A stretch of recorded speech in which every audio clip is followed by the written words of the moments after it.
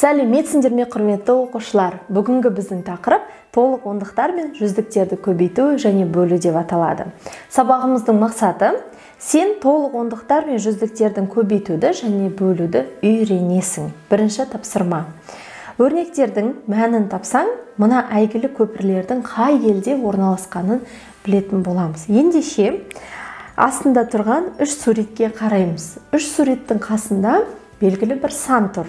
Енді ол сан мына өрнектерді шығару арқылы біз қайсысы Тауэрс көпірі екенін, яғни ол Лондон, Ұлыбританияда орналасқан. Қайсы Арқар көпірі екен, ол Астана, Қазақстанда орналасқан. Және Бруклин көпірі, ол Нью-Йорк, ақш-та орналасқан. Осы үшеуінің қайсы екенін білетін боласың. Екінші тапсырма, есептеулерге қара және оларды түсіндір. 20 көбейту 4. Не істейміз? Жалпы 20 көбейту 4 дегеніміз 20-ны 4 рет бір-біріне қосу деген сөз. Яғни ол 80 немесе 8 ондық деген сөз. Ал енді керісінше көбейткіштердің орнын ауыстырса, көбейтіннің мәні өзгермейді. Сондықтан 4-ті 20-ға көбейтсек те 80.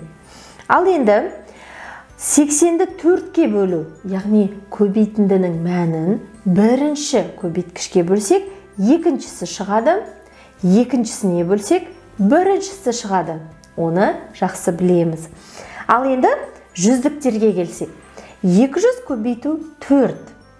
200-ді 4 рет бір-біріне қосқан кезде 800 шығады. Немесе 8 жүздік. Ал енді көбейткіштерін орнын ауыстырайық. 4-ті 200-ге көбейткенде де 800 шығады. 800-ді 4-ке бөлгенде әрине 200 бірінші көбейткіш, ал енді 200-ге бөлген кезде екінші көбейткіш 4 шығады. Үшінші тапсырма, есептеулердің тәсілін түсіндір. 20 көбейту 4, 2 көбейту 10 көбейту 4 дейді. Яғни, бұл не деген сөз? Мына 20 деген санды біз 2 көбейту 4 деп жақшаның ішіне не істеп алдық?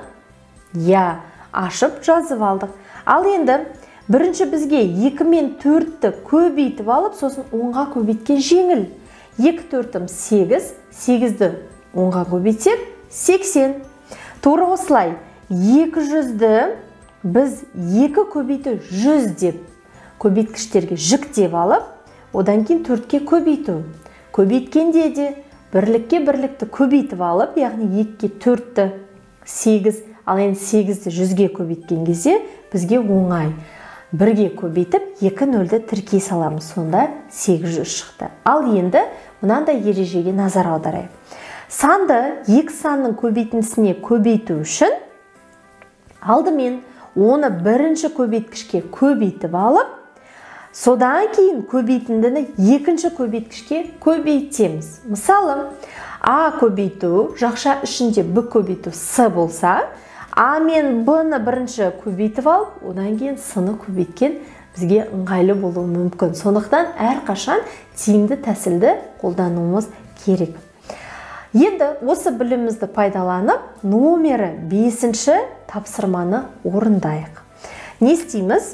Мысалы, біріншісін көрсетем, жақша ішінде 5 көбейту 3, көбейту 2 дейді.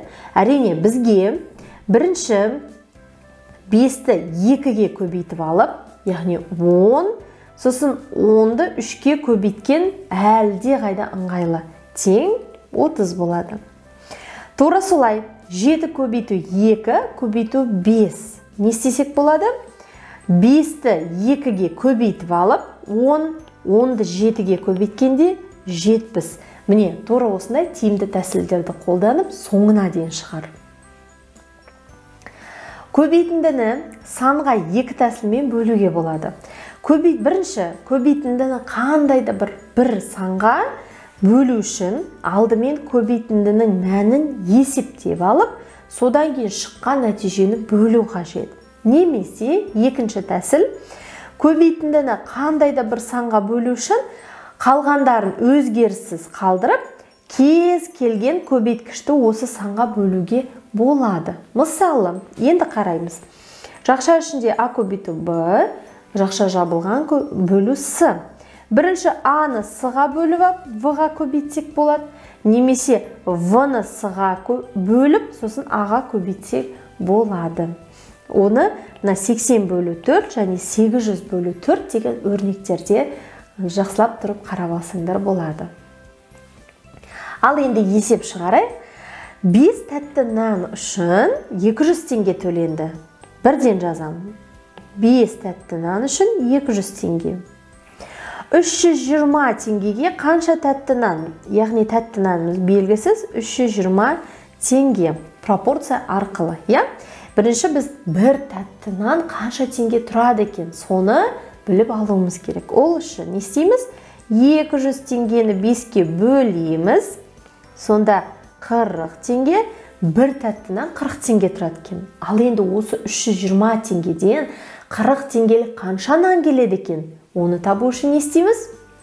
Әрине 320 теңгені біз 40 теңгеге бөлеміз. Сол кезде қанша нан келетіні, яғни қанша дана келетіні белгілі болады. Ал енді ә нұсқасы. Дүкенде 200 жай қарандаш және 300 түрлі түсті қарандаш әкелінді. Қарандаштардың 5-тен 1 бөлігі сатылды. Қанша қарандаш қалды дейді.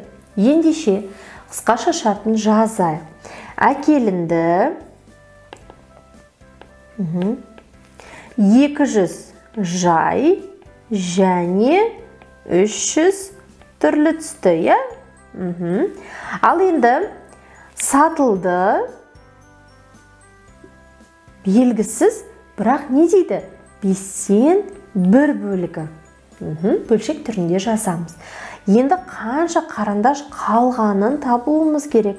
Қалды неше қарандаш? 2 бізде белгісіз, яғни 2 амалмен шығарамыз. Бірінші бізге сатылған 5-тен 1 бөлікті тауып алу керек. Ол үшін әрине барлығын 200-ге 300-ді қосып, оны 5-ке бөліп 1-ге көбейтеміз. Сонда қанша шығады? Ал енді келесі амал, ол осы сатылғанын алып тастау қажет. Сол кезде қалғаны белгілі болады. Ол үшін қайтадан 200-ге 300-ді қосып, осы сатылған алып тастаған кезде бізде қалғаны шығады. 6-шы тапсырма, түсіндіре отырып есепте, дұрыстығын тексер. 80-ді 2-ге бөлу қажет. Бірден ойша 80 дегеніміз 8 ондық. 8 ондықты 2-ге бөлсек 4 ондық. Яғни ол 40 деген сөз. Ал енді 800-ді 2-ге бөлейік. 8 жүздікті 2-ге бөлсек 400-дік. 400 дегеніміз 400 деген сөз. Тура осылай. Енді 900-ді 300-ге бөлу үшін 2 нөлді қысқартамыз. 9-ды 3-ке бөлсек 3. Міне, тура осылай соңына дейін есептеп шығар. Осымен бүгінгі сабақ аяқталды. Келесі сабақта кездескенше.